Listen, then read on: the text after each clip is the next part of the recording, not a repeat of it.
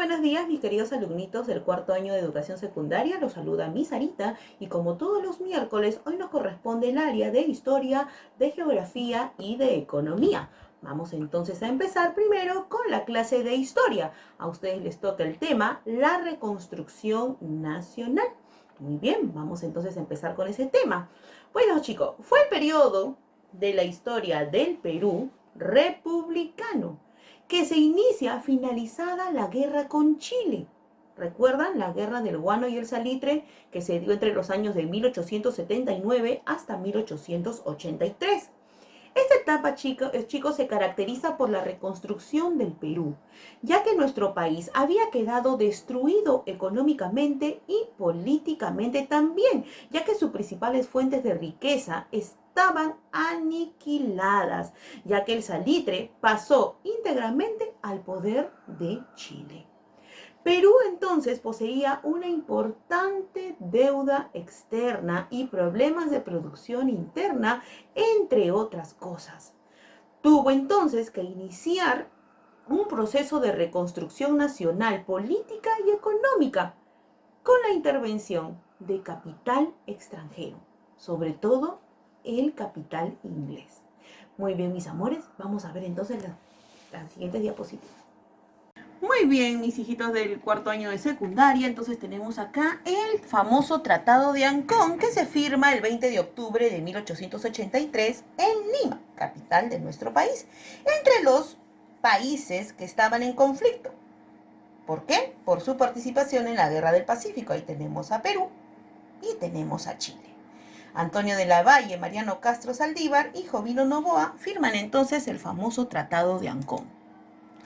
¿Cuáles fueron las consecuencias de la guerra con Chile? Bueno, Perú cede a Chile Tarapacá.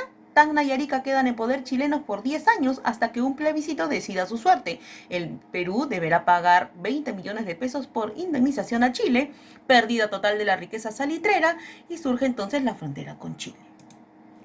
Cesión definitiva de Arica a los chilenos, destrucción total de la agricultura e industria, la crisis económica fiscal, la caída de la moneda y la ruina de nuestro crédito exterior. Surge entonces la reconstrucción nacional. Periodo de inestabilidad política y social que se origina luego de la desastrosa derrota ante Chile. El Perú busca resarcirse de la ruina a través de la explotación foránea de nuestras materias primas, lo que marcó nuestra dependencia económica internacional. ¿Cuáles fueron sus etapas? El segundo militarismo, de 1884 a 1895, con el gobierno de Miguel Iglesias.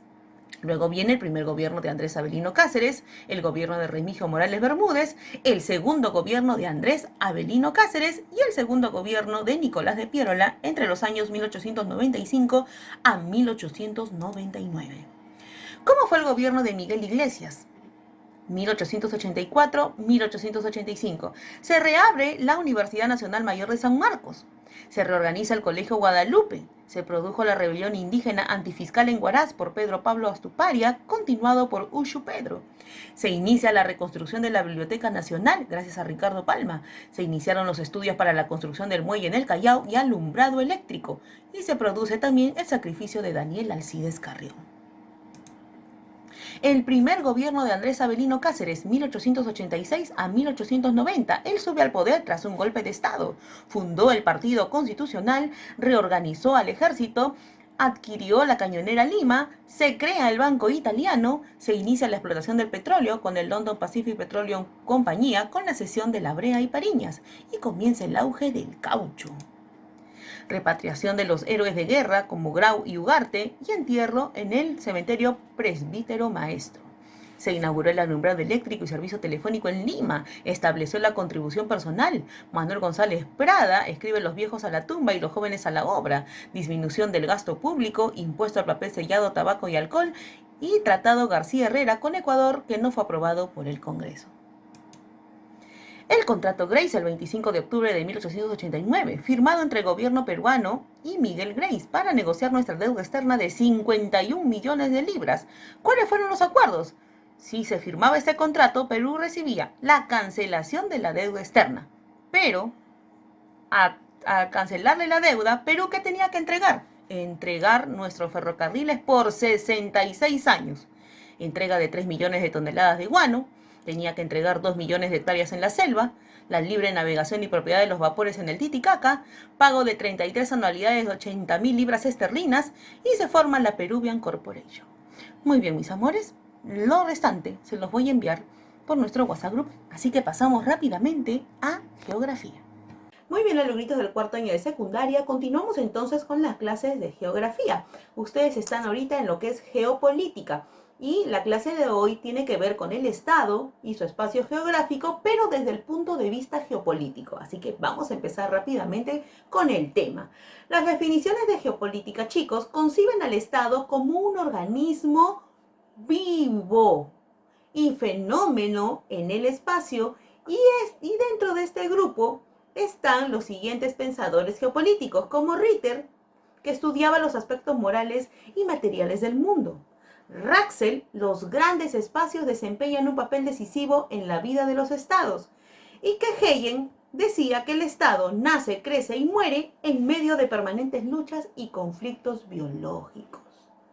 ¿Cuáles son las partes del Estado desde el punto de vista geopolítico? Bueno, vamos a imaginarnos que el Estado es una célula, ¿verdad? Toda célula posee un núcleo. Bueno, en la geopolítica se llama núcleo vital o corazón terrestre, llamado también el Heartland. Lo que le envuelve, que vendría a ser la membrana, vendrían a ser sus fronteras. Y lo que está entre la membrana y el núcleo vendría a ser el citoplasma o espacio de crecimiento llamado Hinterland. Muy bien, mis amores, vamos a ver entonces las siguientes diapositivas. Muy bien, alumnito del cuarto año de secundaria, acá tenemos entonces el Estado y la geopolítica. Vamos primero a entender el Estado y sus elementos, pero desde un punto de vista general. El Estado es la nación jurídicamente organizada sobre un determinado territorio y su objetivo es buscar el bienestar general y la seguridad integral de sus habitantes. ¿Cuáles son los elementos básicos del Estado? Ya sabemos que los elementos son la nación, que es el pueblo con tradiciones e ideales comunes, el territorio, que es el área geográfica donde vive la nación, y la organización jurídica, que es el conjunto de leyes y autoridades que dan garantía y orden a dicha nación. Vamos a ver partes del Estado desde el punto de vista de la geopolítica, lo que les expliqué hace unos momentos. Ahí podemos imaginarnos que el Estado es como una célula y la parte amarilla vendría a ser el núcleo vital o corazón terrestre llamado Heartland. Lo que le envuelve, lo que bordea vendría a ser la membrana o frontera. Lo que está dentro vendría a ser el citoplasma o Hinterland, que es el espacio de crecimiento. El Hinterland o espacio de crecimiento es el espacio, chicos, que está determinado por un área geográfica o territorial y que en este espacio se encuentran los recursos necesarios para la subsistencia del núcleo vital. ¿Cómo se extiende el espacio de crecimiento? Por amalgamación, cuando la influencia de un estado es determinante en otro estado. Y la conquista, cuando un estado por la fuerza somete a otro. El núcleo vital o Heartland es la zona de mayor desarrollo, lugar donde se encuentra la mayor parte de recursos materiales y humanos de un estado. La teoría del Heartland, también llamada teoría de la región cardial, área pivote o isla mundial, fue desarrollada por el geógrafo y político inglés Sir Halford John Mackinder en 1861 y muere en 1947, y posteriormente por Sir James Farquhar, la cual postulaba que el dominio de un área concreta del mundo permitiría dominar este. También son importantes las comunicaciones, porque son las vías y medios que unen las diversas zonas de un estado, de nuestro territorio entre sí y a la vez con otros estados. Las fronteras están determinadas por la línea perimétrica de un estado. Pueden ser naturales y artificiales. En las fronteras se produce el enfrentamiento y presiones de soberanía de los países colindantes. En la actualidad, los estados fijan sus fronteras a través de tratados internacionales. Muy bien, mis hijitos, continuamos ahora con economía. Muy bien, alumnitos del cuarto año de secundaria, como les había comentado, los temas de ustedes hoy día es agentes económicos y factores económicos. Vamos con la primera clase de los agentes económicos. Los agentes económicos son aquellos que toman las decisiones económicas, qué producir, cómo producir y en qué cantidad producir, cómo se distribuirá la producción, qué se va a comprar, entre otras cosas. ¿Quiénes son los agentes económicos? Las familias, las empresas y el Estado. Los agentes económicos, la familia, son los propietarios de los factores de producción y los ponen a disposición de las empresas. ¿Qué reciben a cambio? Dinero en forma de salarios, dividendos, intereses, alquileres, entre otras cosas. Sus ingresos los destinan a adquirir bienes y servicios y a ahorrar. Las empresas son instituciones que organizan los factores productivos con objeto de producir bienes y servicios, gestionan el capital, contratan a sus trabajadores, se encargan de la distribución y venta de productos y poseen diferentes objetivos posibles, individuales, y también hay empresas con varias propiedades llamadas sociedades. El Estado es una institución política que ejerce su soberanía sobre un territorio dado y la población que lo habita. Este Estado dicta leyes que deben ser obedecidas por todas las personas y organizaciones que forman parte del Estado. El Estado tiene el monopolio de la reglamentación jurídica y administrativa, así como del ejercicio de la violencia legítima. ¿Cómo está entonces dividido el Estado? En sus tres poderes: poder legislativo, poder judicial y poder ejecutivo. En la economía, el Estado regula las actividades económicas evitando situaciones de abuso, produce bienes y servicios porque ninguna empresa privada está dispuesta a producirlo o por tratarse de sectores estratégicos. Procura también crear situaciones de igualdad de oportunidades entre las personas y mitigar así las diferencias sociales, redistribuyendo la renta. Muy bien, mis amores, por hoy entonces hemos culminado con las tres áreas de historia, geografía y economía. Recuerden que la próxima semana son los exámenes bimestrales, así que a hacer sus tareas y a estudiar mucho. Nos vemos el próximo lunes con las clases de desarrollo personal. Cuídense, chicos.